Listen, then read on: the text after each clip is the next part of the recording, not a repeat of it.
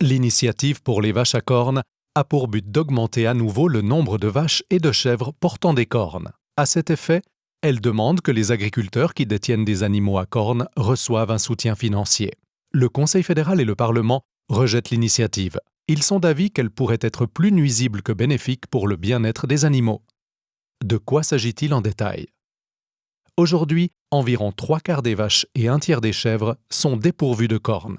Concernant les vaches, il peut s'agir soit d'animaux appartenant à une race naturellement dépourvue de cornes, soit d'animaux dont les bourgeons de cornes ont été supprimés quelques jours après la naissance par une personne spécialement formée à cet effet. Comme les vaches à cornes ont besoin de plus de place que les vaches sans cornes dans les étables à stabulation libre, les bourgeons de cornes sont aujourd'hui souvent supprimés chez les veaux. Lorsque des vaches à cornes se sentent à l'étroit dans leur étable, elles risquent de se blesser mutuellement. Les cornes augmentent aussi les risques pour les éleveurs. Si un agriculteur veut remplacer des vaches sans cornes par des vaches à cornes, il devra consentir à de gros investissements pour agrandir son étable, ou alors attacher les animaux. C'est pourquoi l'initiative veut inscrire dans la Constitution une disposition prévoyant que les détenteurs d'animaux à cornes bénéficient d'un soutien financier. Si elle est acceptée, les détenteurs concernés, qui le plus souvent gardent leurs bêtes attachées dans les étables, recevraient des subventions supplémentaires.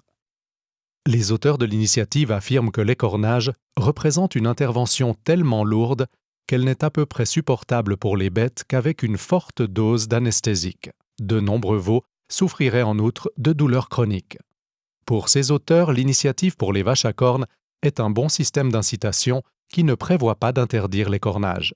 L'initiative ne demande qu'une chose, c'est que le coût supplémentaire de la détention d'animaux à cornes soit compensé équitablement.